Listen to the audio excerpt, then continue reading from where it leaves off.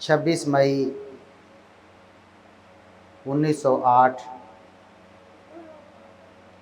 ایک دجال اور کذاب پرلے درجے کا جھوٹا شخص جس نے بر صغیر میں نبوت کا دعویٰ کیا، جس کو غلام احمد قادیانی کے نام سے لوگ یاد کرتے ہیں، 26 مئی 1908 میں وہ دنیا سے آخرت کی طرف کوچ کر کے گیا۔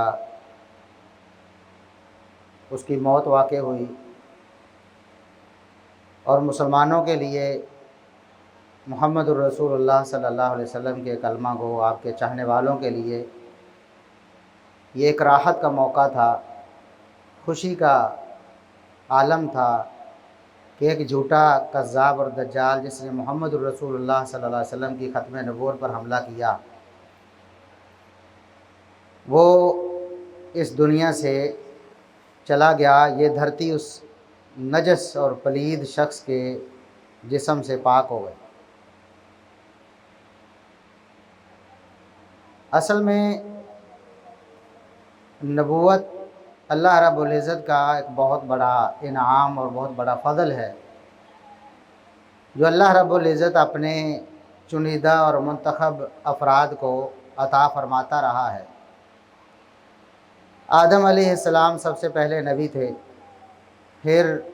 نبوت کا سلسلہ چلتا رہا، نوح علیہ السلام سے، پھر ابراہیم علیہ السلام سے، عیسیٰ علیہ السلام سے، آخر میں محمد الرسول اللہ صلی اللہ علیہ وسلم آخری نبی اور رسول بن کے دنیا میں مبعوث ہوئے۔ اور اللہ رب العزت کی نبوت کا یہ سلسلہ لوگوں کی رشد و ہدایت کے لیے تھا۔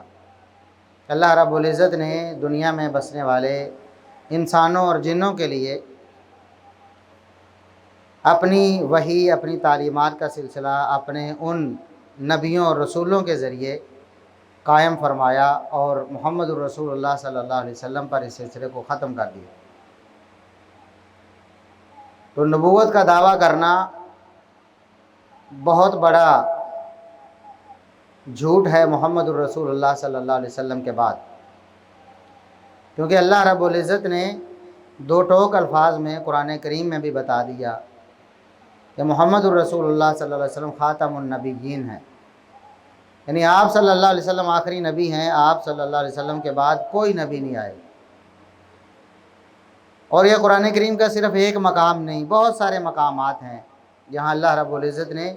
محمد الرسول اللہ صلی اللہ علیہ وسلم پر نبوت اور رسالت کو ختم کرنے کا اعلان فرمایا۔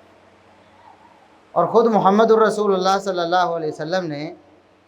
بارہا بہت سارے موقعوں پہ بار بار اپنی امت کو بتایا کہ میں آخری نبی ہوں، میرے بعد کسی قسم کا کوئی نبی نہیں آنے والا۔ چنانچہ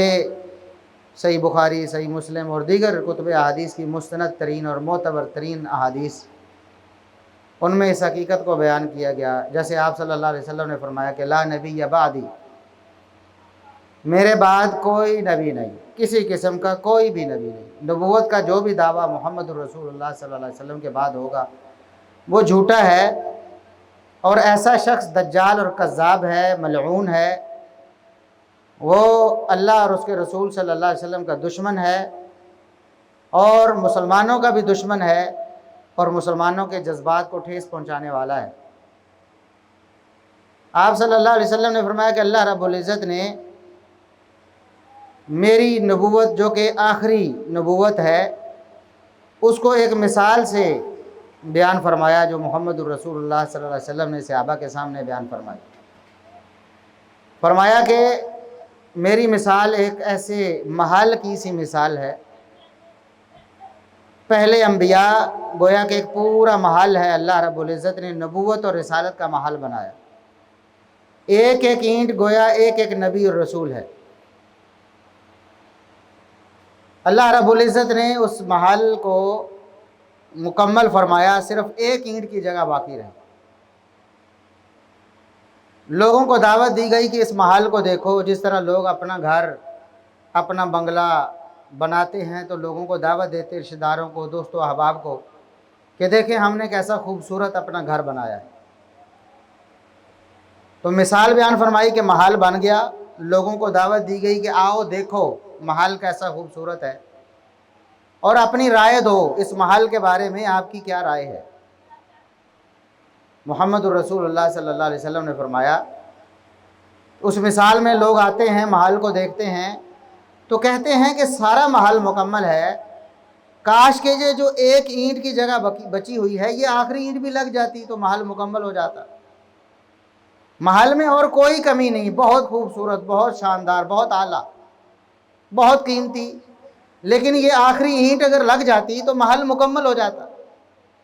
محمد الرسول اللہ صلی اللہ علیہ وسلم فرماتے ہیں کہ اس محل کی آخری اینٹ میں ہوں، یعنی نبوت اور رسالت کا محل جو اللہ رب العزت نے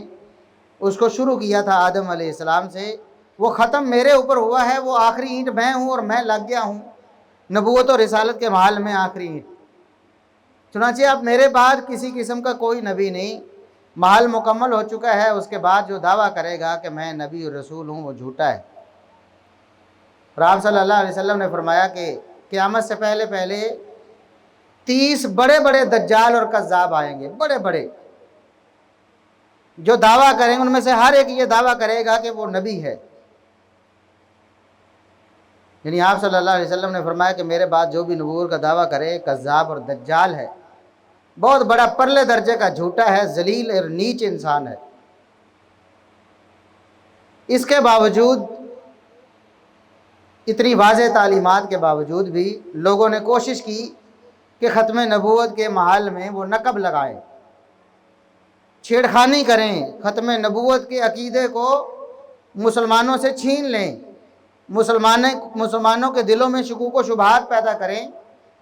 اور ان کو یہ باور کروائیں کہ ہو سکتا ہے کہ محمد صلی اللہ علیہ وسلم کے بعد بھی کوئی نبی ہو۔